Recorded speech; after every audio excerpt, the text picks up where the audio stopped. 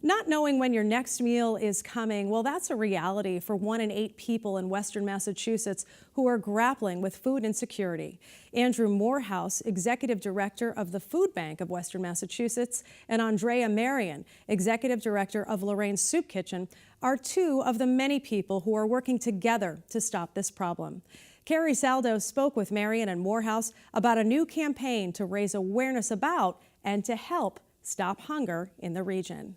Well, we define it as not having access to healthy food at any given time to be able to lead a healthy and productive life.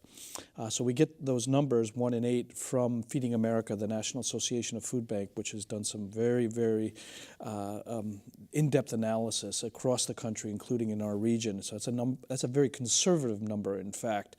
But it's a very real number, and we know that the food bank, because we feed so many people across the region, and we're distributing the equivalent of over 9 million pounds of food every year, working with 200 local feeding programs like Lorraine's Soup Kitchen and Pantry that Andrea is the director of. But we know that a third of individuals who seek food assistance are elders and children, the most vulnerable in our society. They're also veterans and people with disabilities. And about a quarter are working families. I think that's shocking to people, Yeah. that a quarter are working families. Andrea, for you, the Lorraine Soup Kitchen in Chicopee, who are you seeing come and use your services? So I would say that about 70% of our clients are working, either full-time, part-time, or looking for work. We actually recently increased our pantry hours, so we would have evening hours to help accommodate those who are seeing benefit cuts, maybe due to a small increase in pay. Those numbers seem to be climbing exponentially as of recent. And so when people hear about people who are hungry, I think they may often associate that with a third world country, but they don't attach it to the United States, and then maybe even zoom in a bit more to our own region. How do you help people understand that this is a very real problem for this region? That's what the campaign's about, right? Yep, it sure is, and we really need to point that out. This campaign is all about reversing the stigma associated with hunger, because unfortunately too many people don't understand how pervasive the issue is and the reality is. And two, oftentimes they're misinformed because they listen to mainstream media, which reinforces some of the stereotypes about hunger. One? Well, that people go hungry because of their own fault.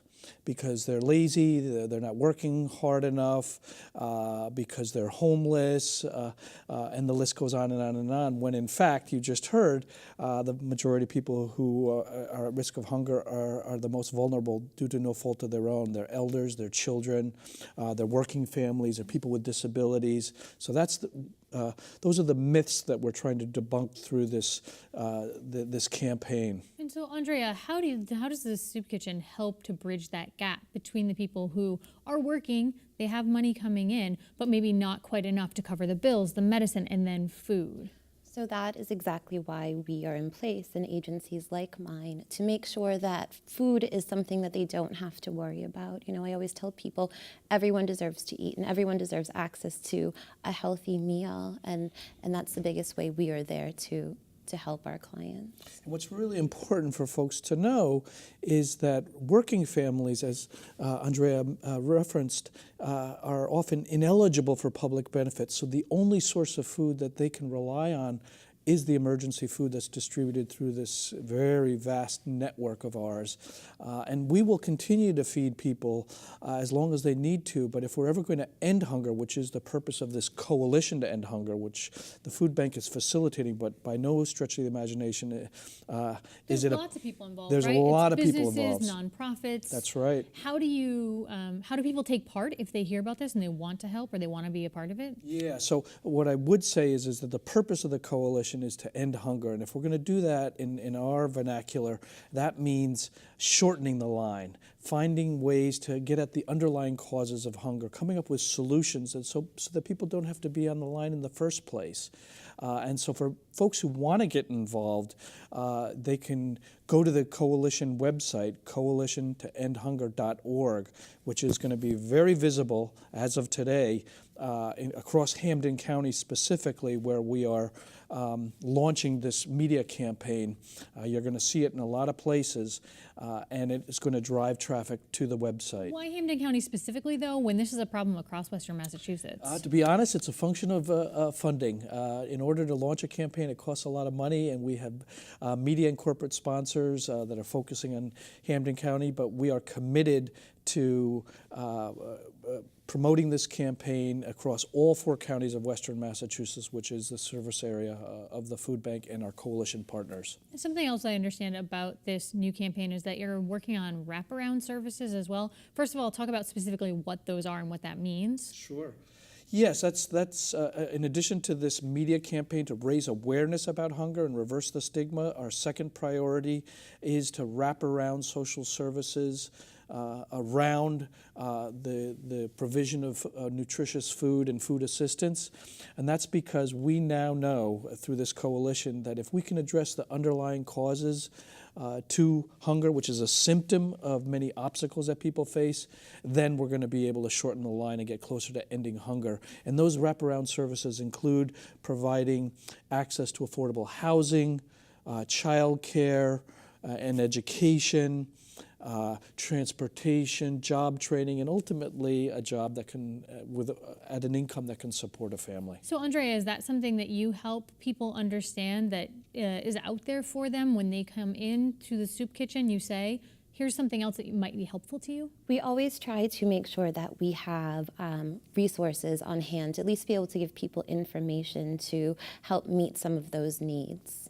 But what has emanated from this coalition is an initiative called the Food Insecurity Screening and Referral Initiative. It's a partnership of many of the coalition partners, and it centers on the Holyoke Health Center, which is now screening all of its patients for food insecurity. And when a patient is screened positive for food insecurity, they're referred to the food bank.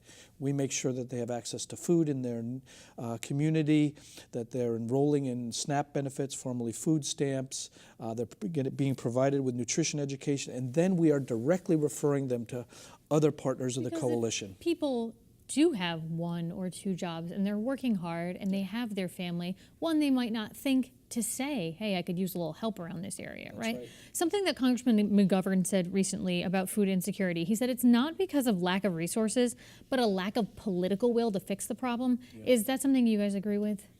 In part, but it only becomes political will because people have certain perceptions of what hunger is, who goes hungry and why, and that's also often reinforced by the information that they receive and the values that they have.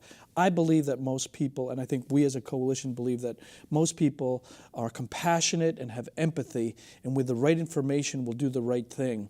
And that's what this campaign is all about. It's about debunking the myths and giving them the real information by attracting them to go to the website and hear real stories of real people, and I'm sure you can share many. Absolutely.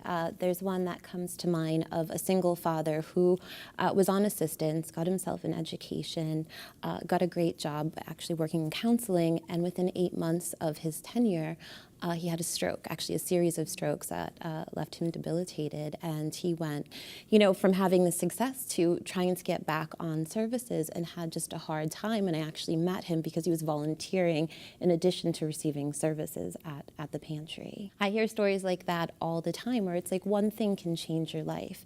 We could all see ourselves, in a position where we need assistance from others.